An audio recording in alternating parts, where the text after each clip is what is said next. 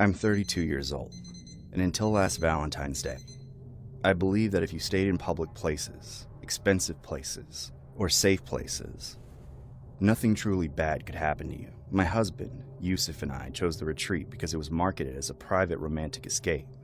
It was built around a lake, surrounded by trimmed hedges and soft lantern lighting. Everything smelled like jasmine and warm wood. Staff members whispered when they walked past. Even the water in the pool looked calmer than normal water. It felt like a place where nothing ugly could exist. We checked in mid-afternoon and were led to our room by a smiling concierge. The thickened red hallway carpet muffled the sound of our footsteps. I recall experiencing a strange sense of isolation, as if we had closed off the outside world. That was when we first saw them. They were sitting in the lobby lounge on pale leather chairs, facing the entrance like they were waiting for something. The woman noticed us immediately. She smiled too fast and stood up before we even reached the desk. "Oh, how lovely," she said brightly. "A young couple in Valentine's?" Her voice had the sweetness of someone who had practiced sounding sweet for a very long time.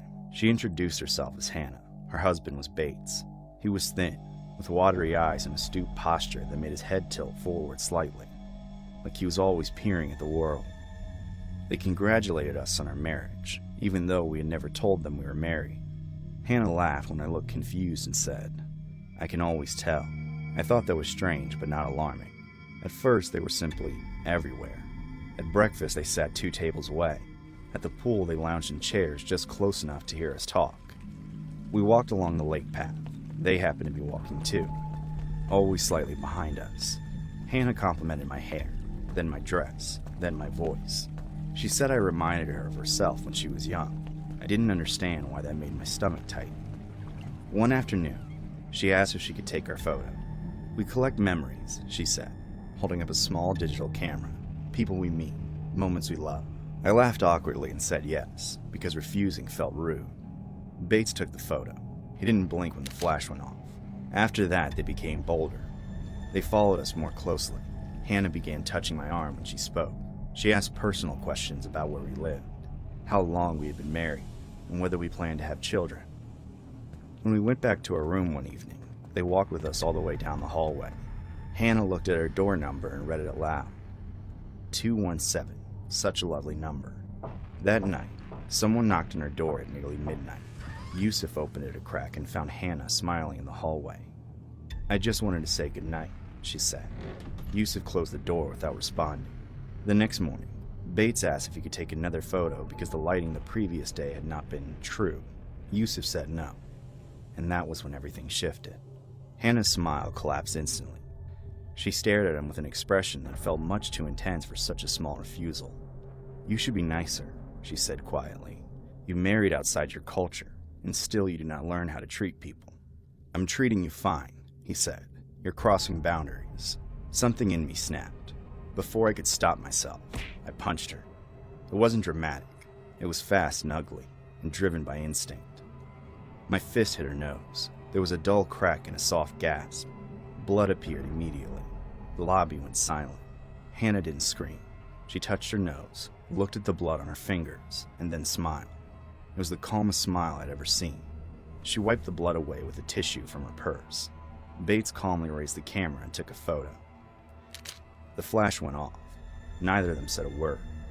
They turned and walked away. Security came. A medic was called. My hands were shaking so badly I could barely explain what happened. No charges were filed. No arguments followed. Hannah and Bates simply brushed off the event. But that night, they appeared everywhere again. They sat in the lobby.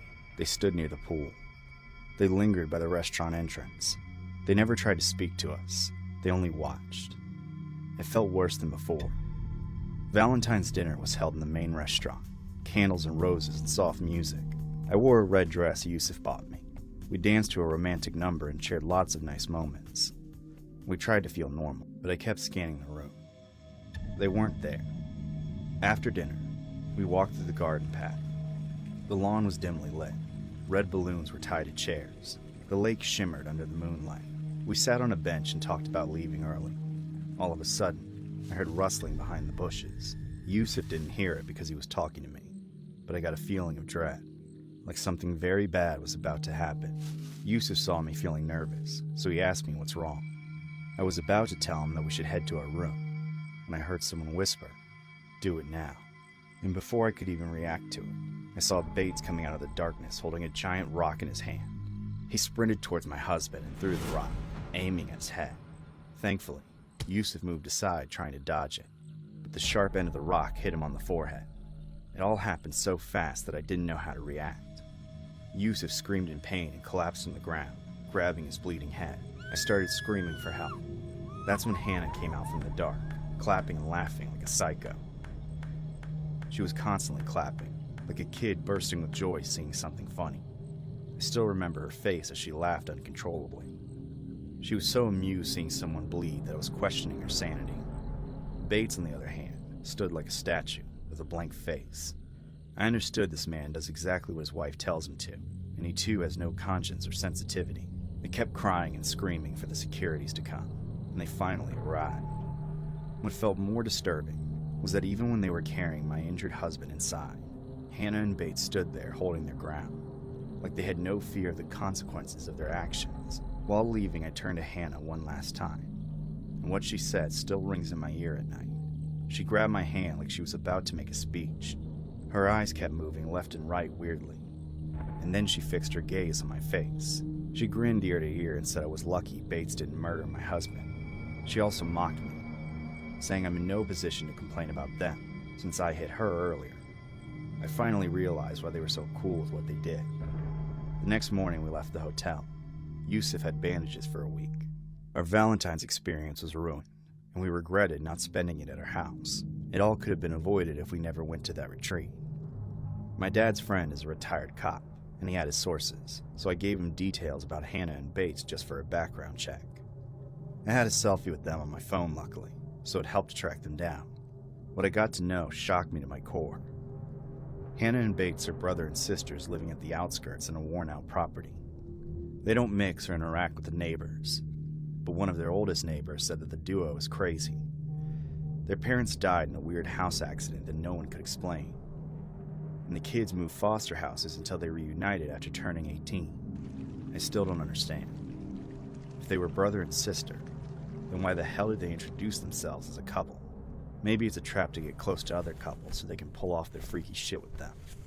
Whatever their reason might be. I kept checking my windows for a month to make sure the psychos hadn't followed us home. I really hope they get caught some way or the other before they actually end up murdering people. Or maybe they have no one and just haven't found their victim yet.